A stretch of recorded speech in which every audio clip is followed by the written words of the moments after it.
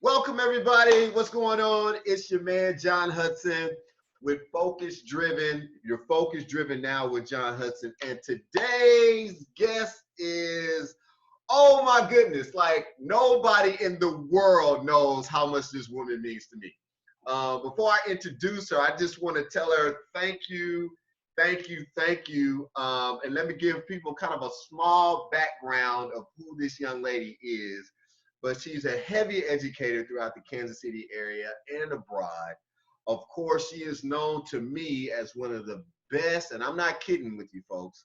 She's known to me as one of the best contemporary urban jazz singers in the world. She has sung all across the country, even sung for a few of our presidents back in the day. And I am just excited to have her on my show today. Also, too, she's an activist, and she's been an activist for over 20-some-odd years. This is nothing new to the game. She's well aware of the times today that we live in, and she's well aware of what is going on and how it's affecting the African-American community and abroad.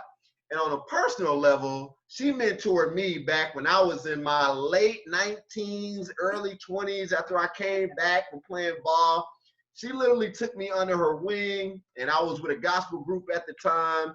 And once I decided to leave the group, she said, John, I see something in you that's a little bit more special. And she told me to start using my gifts. And she sparked with me to write one of my first books. And here I am now, author of 15 bestsellers. So, ladies and gentlemen, without further ado, I got Miss Lisa Henry. Hey. How's everybody out there? Oh, Hope man. you're doing all right. Hope your mental health is together. There you Oh, go. Lisa. Oh my goodness, girl. Let me tell you something. You hit the ball rolling like it has never been rolled before. Excuse me. Mental health during this time is very, very important. Before I talk to you today, I had a meeting scheduled and he canceled, but I know he's going to get back with me. I had a meeting scheduled with Gerard Raven, who is the CEO of Swope Health Services here in the Kansas City area. And I can't wait to talk to him. But before I do, it was kind of like God was saying, okay, I got to put him back because you got to talk to Lisa first about where, if I was to ask you today, how can we help each other during this time of racism, social justice, inequality, and overall awareness from so many facets of life?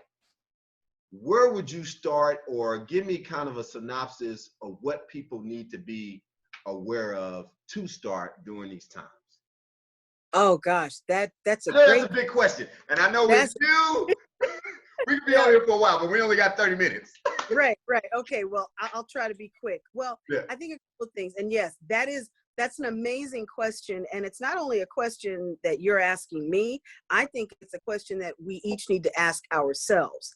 And I say that because when all of this hit, and, you know, we all have to remember that in the middle of all of the racism going on and the compounded trauma, we're still in a pandemic. So we're dealing trauma upon trauma upon trauma. And so I think that before all of this happened, there was this tendency to believe that we're all kind of separate. You know, you're doing your thing, I'm doing my thing, you're on that level, I'm on this level, I'm trying to get to your level. And what I think this has done, quite frankly, this has leveled everybody out. Yeah. Everybody Black is on the same level, okay? Yeah, exactly. Whether you're a PhD or a GED, it doesn't really matter. So I say that to say we have to get really intentional about looking at each other in terms of community. I know that's something that we've heard a lot about, but now we have to be about it because we're really all that we have right now. So that's number. Yeah, I love it. You mentioned the key word. I talked to Bishop Talbert, who is the bishop over at Victoria Temple. And we talked about the Black church, and we talked about how more Black churches need to be more engaged now, like never before. The conversation has always been there, but now because of how things are going, we need to spark the conversation even more.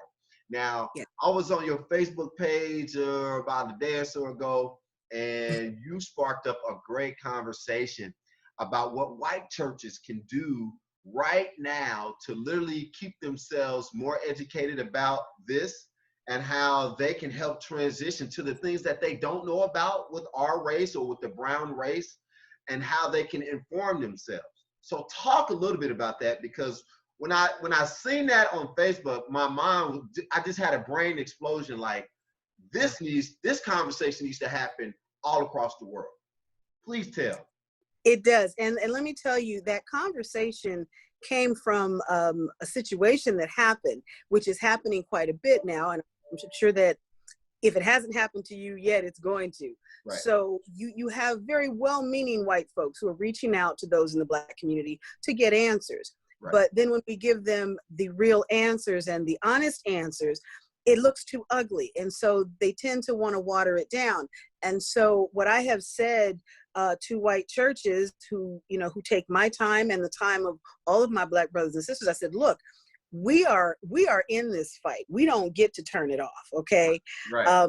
You have that option, but if you're going to come to us and ask for our input and all of that, then what you also need to do is include us, because we see some things coming down the road that you don't see. Exactly. Because you haven't had to see it. So that whole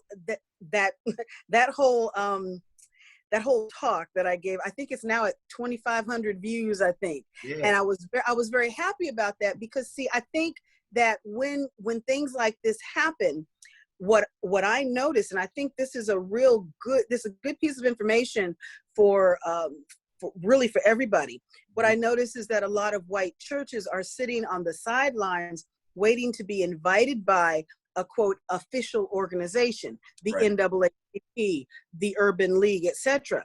And so I basically just had to remind them, you know what? You do God's work. You don't need an invitation. No, you simply don't. And so, no, you don't wait for Black people to show up and co-sign you. We got a war going on right now, and people are dying. Yeah. So sometimes you need to say it in exactly that language. And, what I had to point out to them was, look, from here on out, we can't, this whole politically correct language that we normally use to make people feel good and nice. No. We can't do that anymore, because that wastes time. And while Black men and women and children are being shot dead in the streets, okay, no, you have to pick a side right now. So if you are in this, and I came down hard, because if you are a faith-based institution, I hold you to a whole nother standard, okay? Yeah. JJ can do whatever they want to do. But if you say, oh, I'm a church and we are a church community, I don't care how much money you have, you're in this. And you are in this for the right reasons, because if you got a picture of Jesus on your wall and that's who you say that you follow, then I'm going to hold you to that. Now, that's the same Jesus who turned over the money changer tables, okay? Right. So see, Jesus was radical. He sure was. Radical, I don't right? understand that. I love how you talk. I think what white churches don't understand is that the leadership in the white churches are predominantly white, of course. That's evident.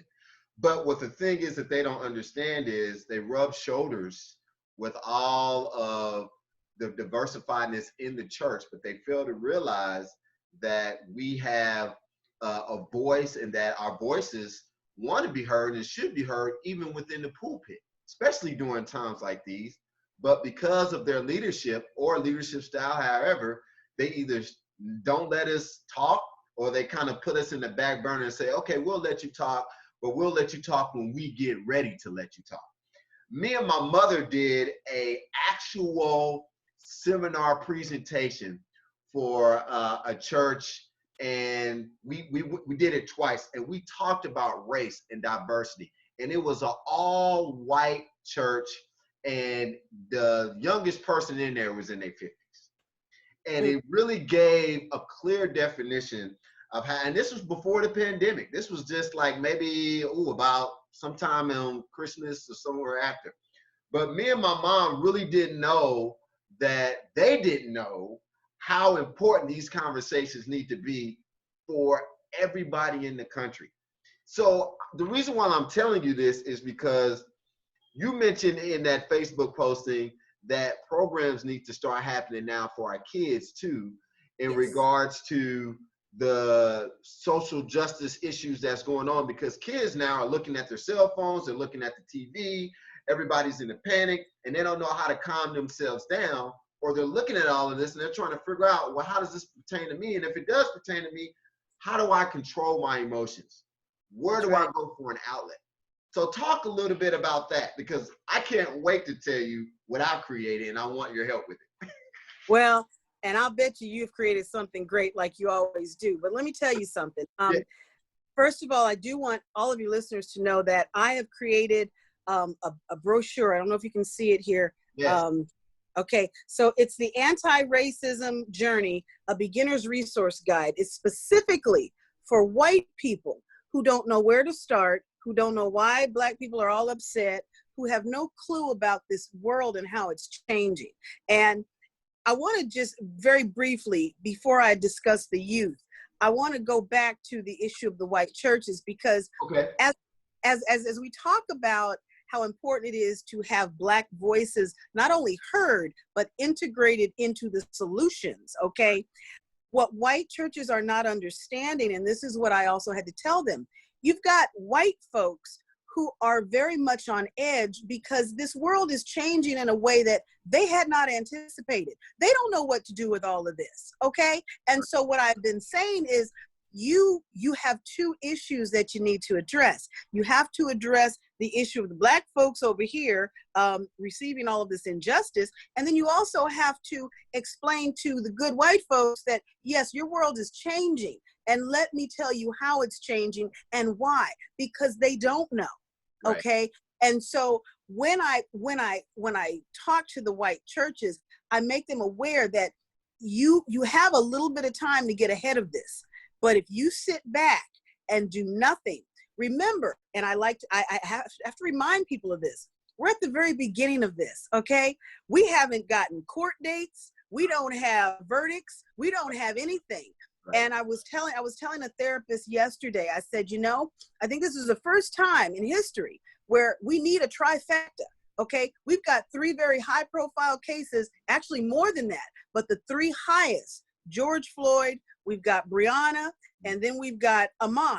Yeah. If they don't get those right, if they don't get all 3 of those right, when I tell you that the protests you see now are going to look like child's play.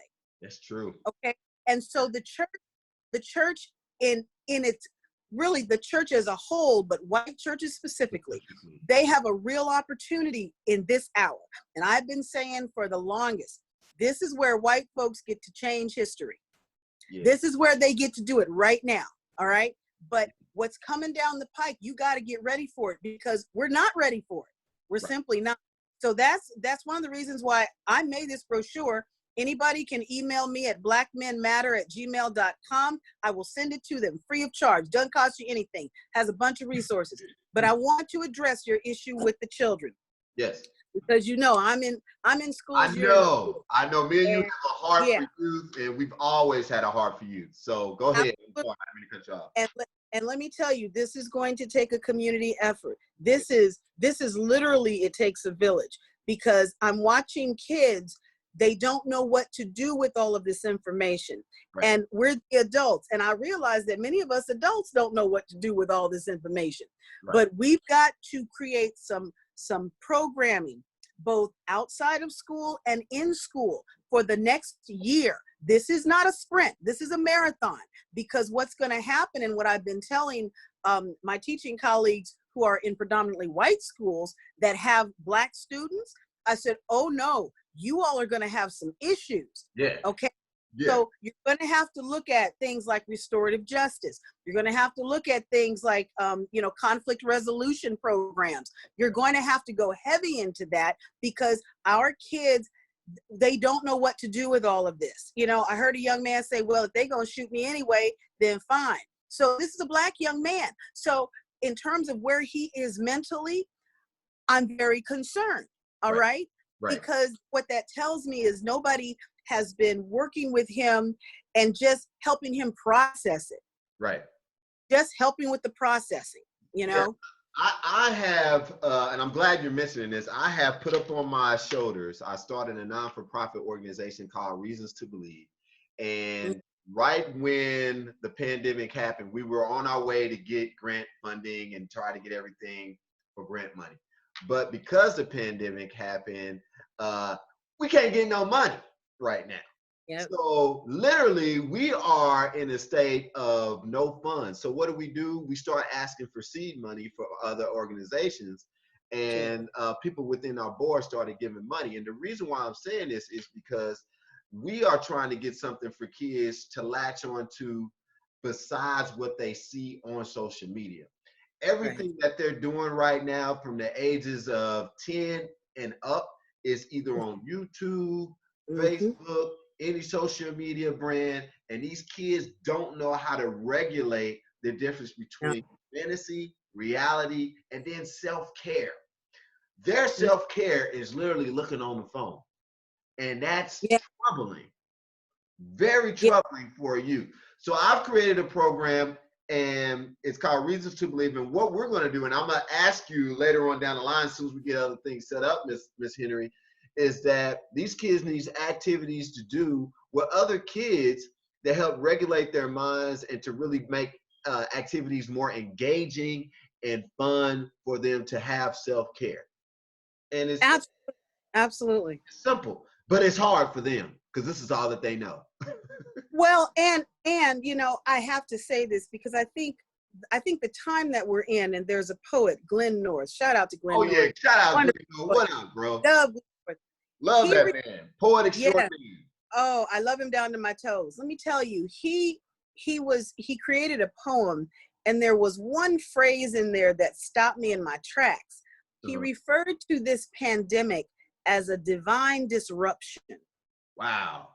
A divine disruption. Now, that was before all this other stuff happened. Mm-hmm. Now, as I look at what's going on with the racism and with all of this social upheaval, Right. I'm looking at this very much as a divine disruption. On this level, you now have to do some individual soul searching. Mm. You must have to, and you have to tell the truth. So when you talk about youth and self-care, I think the other piece of that I hope we the adults don't lose. Let's not talk to these young people in code. Let's tell the truth because they're seeing the truth. Right. They know what happened to George Floyd. There's no need for us to talk about, well, you know, the police officer acted inappropriately. No, they saw the tape just like we saw the tape. Okay. Right. And so what often happens, and you know this being in schools, what frustrates our youth is that they know the truth of what happens, but here comes an adult who wants to, you know, gloss it over and make it sound, wants to sound like something that, you know, really didn't happen. And so you don't want to do that. We want to engage them truthfully. We want to talk to them about self-care and get them into some self-care practices. Okay. Right. So even, I work with a wonderful, wonderful lady, Dr. Tolson, in the KC School District. She has a yoga program that is for kids as little as 4 years old. Okay, it teaches them breathing techniques. So things like that are very important. And to your point about the social media, what I do want to say is, I'm not going to say that all social media is bad. I'm going to say we need to meet these young people where they are. So if everybody's on TikTok, let's do some programming and put it on TikTok so that they can see some self-care on TikTok. Look, I'm not gonna fight it no more. Okay, I'm not gonna fight it. My whole question right now is, where are you? I'll come to you. Right. Uh-oh. Gotcha. You're all right. Go ahead. All right. Yeah, I'm gonna come to you. So yeah, if they're on TikTok, let's put something on TikTok. If they're on Facebook, let's put something on Facebook. Yeah, so what we have now is a generation that wants to be, like, you know, instant famous. Everybody wants to be viral. Everybody wants to have 1 million followers. Everybody wants to be instantaneously microwave famous. Not knowing that, you know, even though that takes hard work, or you might want to have that, the backlash that comes with that is, I mean, it could be detrimental both physically and mentally. And what I've come to find out is that if we would give, like you mentioned earlier, if we would give the kids the truth and let them know really the truth behind the matter of how everything works in society, and that it's really not about what they see now, but it's about the big picture, is that one day you're going to become an adult, one day you're going to want to have a child, and then within you having a child, or within that concept or process of having a child, how would you want your child to be facilitated, treated, and admired in this world? Kids don't understand that right now. All they see No. is just this picture, but we need to show them the big picture. That's why I created Reasons to Believe, and so they can start believing in the fact that there really is some solutions out there, and there's people like you and I who understand where they come from to help them bridge over to where they want to be with their dreams. So Absolutely. I absolutely love, Lisa, like how you made this available, the anti-racism guide, and I'm getting back to you on that because I think the churches are now starting to understand a little bit that this conversation is somewhat important, but we don't know really how to make it a thing coming up in future services. I don't know about you, but I've been listening on TV today. The COVID has increased. Everybody in America knows the pandemic is increasing, and they're thinking about shutting everything back down again. So within that saying, everything just opened back up like 2 weeks ago. So we're going to have more people mentally trying to figure out how they're going to be able to get all this anxiousness and anxiety and all these things out. And Lisa, one of the things that I do, and I don't know if you do this, but I know you do because this is what you do as a profession. One of the things I do, and this is very real for me, I absolutely love jazz, smooth jazz music. Not just as a particular ear to listen to, but it's soothing to the soul. It is. And I don't know if anybody's ever tried to meditate or to listen to jazz of any sort. I preferably like contemporary or smooth jazz, has ever used that. But I want you to give your own personal opinion about music and how that can actually soothe the soul, especially during these trying times. Yes, I'm so glad you brought that up because actually in the whole piece of getting youth involved and getting them engaged, I think this is where the arts step in a brilliant way. So we were just talking about our friend, Mr. Glenn North, who is an amazing poet.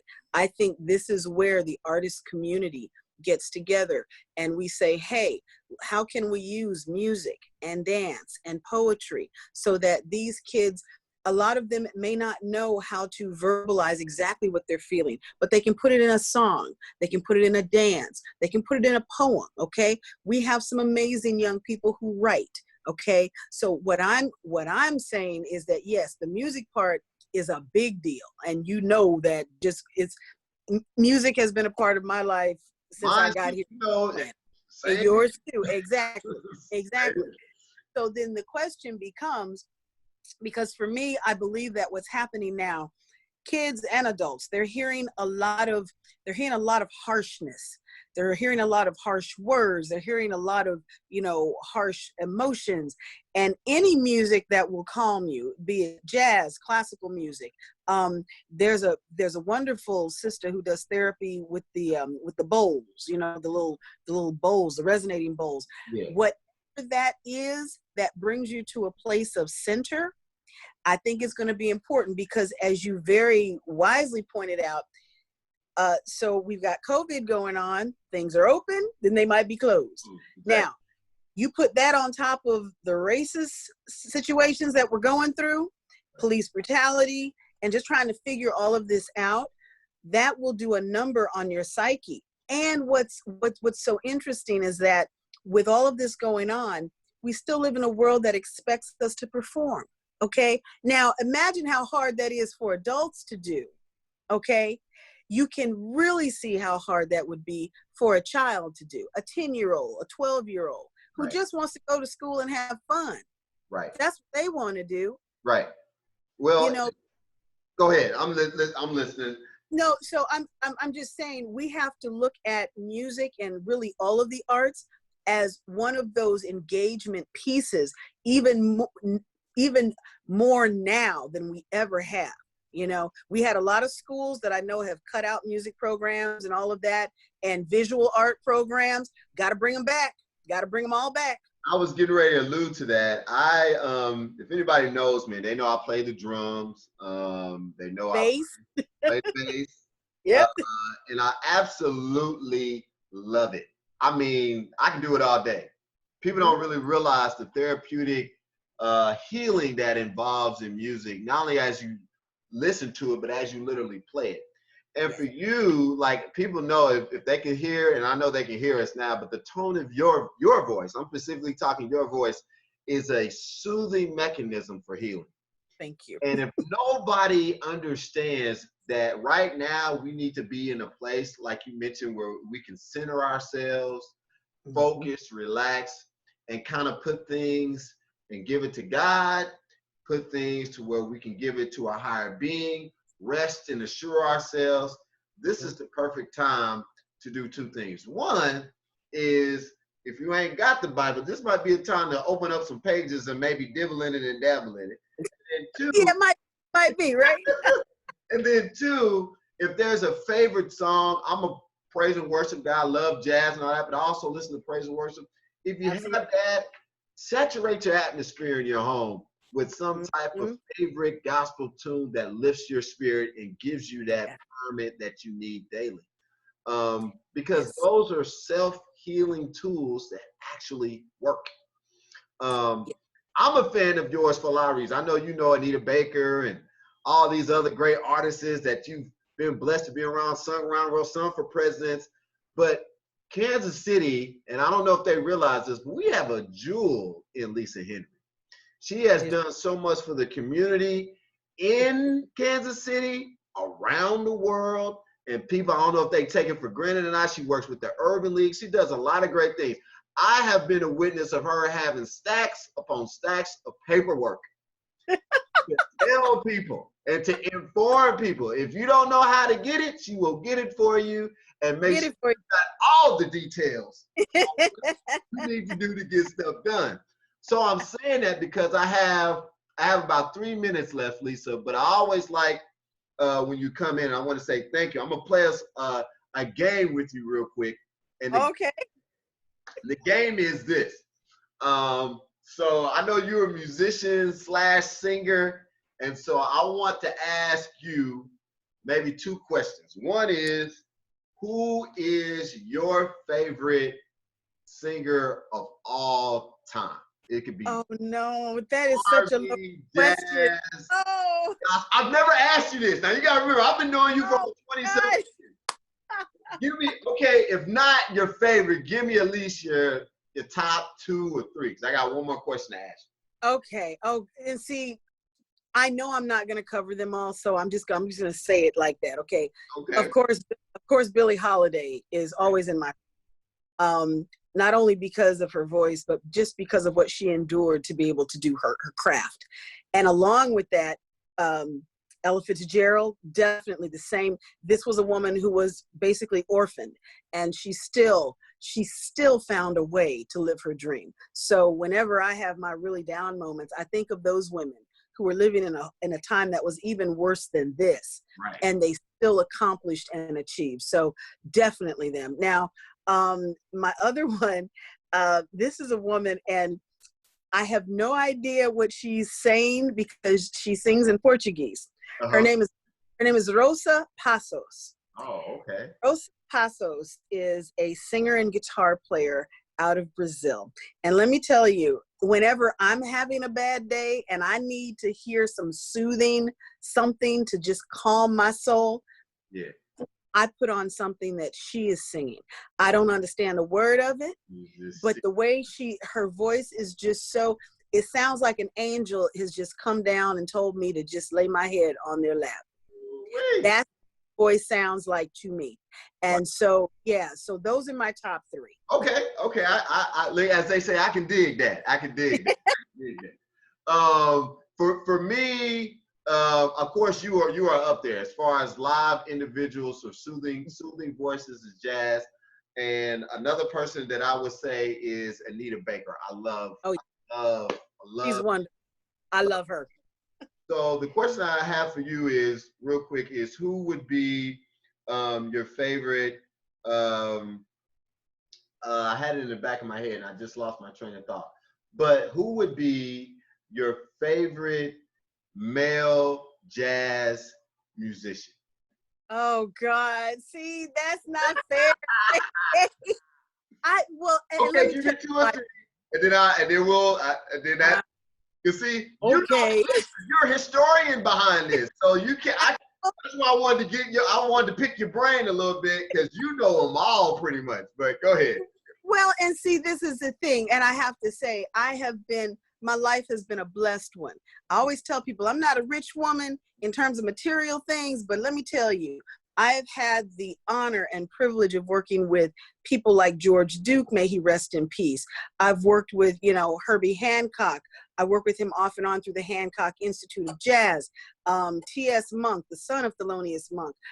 I've gotten a chance Rapper to work. Marcellus and all them. Yeah, yeah, Brand, for all of those folks. I have been in proximity to some of the greatest. And when I say the greatest, it's not just musical. When you're on the road with these people, you get to see their spirits. Mm-hmm. And I will tell you, when you get to that level, that height of artistry, and having the opportunity to work with Herbie. Okay, so Herbie is definitely one of my main ones. He's like at the top. He's one of the best. Yeah, at the top. And he's at the top because I am remembering, and I know that you have a time limit here, yeah. But I am specifically remembering a situation.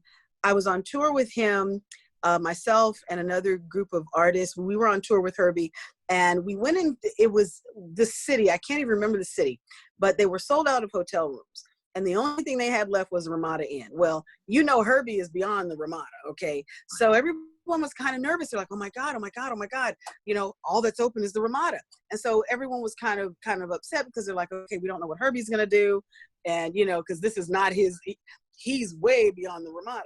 Mm-hmm. And so when they finally brought it to him, and we all were standing there, and I can bear witness to this.